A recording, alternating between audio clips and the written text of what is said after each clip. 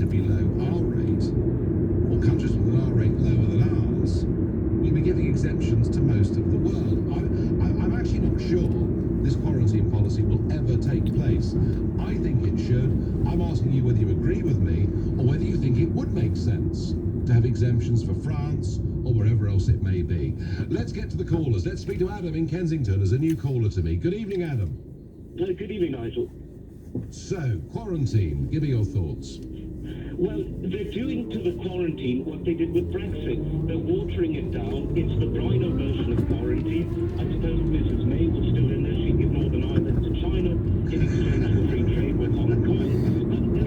But what fools do they think we are? All it takes is one potential super spreader coming in from any country who has more than a handful of coronavirus cases, and the whole thing is for naught. We locked down our own country for months, and now we're going to open the airports. Well, they're open anyway. They're open anyway. Without a quarantine, it makes no sense at all. Yes, the airports are open anyway, although, Adam, to be fair, the numbers coming in are now, of course, very, very small indeed. But it is remarkable, isn't it, that in the early days of this, some flights that came back from Wuhan, and indeed some passengers from a cruise ship in the Far East, were quarantined. There were 273 people who flew into UK airports that were quarantined, but 18 million were not after quarantine, were not given basic temperature tests, or in 99% of cases, even given any proper information. I'm angry at the way the government mishandled this. Are you? Very much so. I remember saying in late January, early February, that if the borders were shut, we could avoid the worst of this. So instead, they did the opposite. And even what worse, as you say, they knew what to do with quarantining arrivals, irrespective of the nationality. They happened to be from the UK. And then they just said, oh, let's, the horse hadn't bolted. The horse was in place. And then they opened the stable door where Australia, New Zealand, Israel, I think Denmark, they've done it. They've done it the right way. Yeah, no, absolutely. And many of those countries now getting back to some semblance of normality, and we'll talk about that a bit later on in the hour. Adam, thank you for your call and your thoughts. And I have to say, just being out and about, talking to people, the number of people that said to me, why the hell should we live under lockdown when the airports are open? And it's something that's really, I think, struck a chord with an awful lot of people. We now have a proposal from Boris Johnson to introduce quarantine, but it would seem not only are we not going to get that now for a full month after he told us it was coming, but that it's going to be watered down so much that it might actually be meaningless. Let's go to Midhurst in Sussex and speak to Stephen, a new caller. Stephen, good evening. Mr. Farage, pleasure to speak to you, my dear chap. Good to speak to you. I'm well. So, I mean, should we have an exemption on travel to and from France? Would that make sense to you? Well, there are, and you know this more than most, we have people pouring in across the channel in rubber dinghies every day. We can't even control them. The devil, are we going to control people coming legitimately? Well, actually, Stephen, I was going to talk about this at 6:45 when I did a bit of a roundup on Priti Patel's immigration policy. But yes, but the difference, of course, is, Stephen, that when you fly into Heathrow, you actually physically have to go through an immigration lane, don't you? So yes, and we've all stood in these, even before COVID-19, we have all stood in these immigration lanes. Terminal 3 is the one I use all the time, and you have to wait some days over an hour. Yes. And that's without COVID-19. So we can't do it under these circumstances, then when can we? It's impossible. But what you can do, Stephen, is, and by the way, nationality has nothing to do with this. When you're quarantining people, it doesn't matter whether they are from Japan or whether they're from Maidenhead. The point is they're coming into this country from elsewhere, and we could enforce quarantine, Stephen, couldn't we? We could say, look, you must leave the airport, go by private transport to your house, and we will come and knock on your door. We could do this, Stephen. Yes, but whoever you've told that to do has been sitting in an aeroplane right next to someone for the last X amount of hours. New Zealand got it right. Hindsight is a great thing. They got it right, and they shut the borders immediately. We didn't. The problem is here now. It's done. It's a needless debate, in my opinion. Okay, I'm going to disagree with you, Steve. I'll tell you why. We could just say, right, forget the whole thing. And by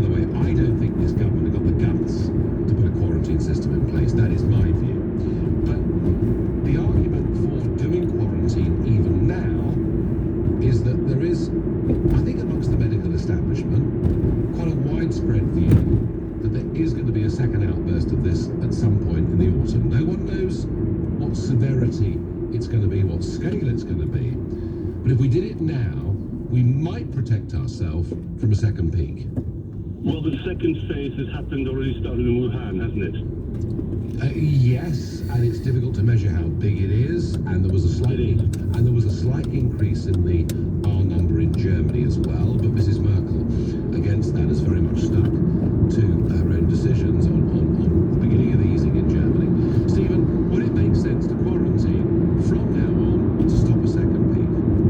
Nigel, we haven't got the facilities to put any immigrants into when they arrive. Why the devil are we going to quarantine people? Because no, there is a way of doing this. I'm not suggesting opening up disused army camps and chucking everybody in there. What I'm suggesting is that everyone knows before they come to the UK, this is what will happen. They will, if they live in the United Kingdom or have an address in the United Kingdom, state on a form online that is where they're going directly from the airport, and that they will spend 2 weeks there. If it's something, And they won't leave the house, and they won't be in touch with any family or friends. absolutely, yeah. Look, Australia did this, right? Returning Australian citizens went into Australia, went straight from Sydney or wherever it was, via private, not public transport. And yes, there's a risk, there's a driver, I get that, and went straight to their primary residence. And once every few days, there was a knock at the door from the authorities to make sure they were in. Well, they can maybe keep track of their citizens. We certainly can't. My goodness, how many people just disappear in this country? Stephen, listen, nobody has been more critical of the way we've handled our borders for 20 years than I have, and I continue to be so. But shouldn't we at least try? Or just lock us down for a month and say that's it, we're COVID-free. there is no magic bullet for this, really. No, there's no magic bullet. There's no magic. Stephen, I agree with you, there's no magic bullet. Disenchanted of Midhurst there. Let's go to Maida Vale and see what David makes of this. David, good evening. How you doing, Nigel? You all right? I'm fine. I don't think they're ever going to do this, David. That's my view, but hey. Can I ask you something, Nigel? No, you're ringing in to LBC to talk about quarantine.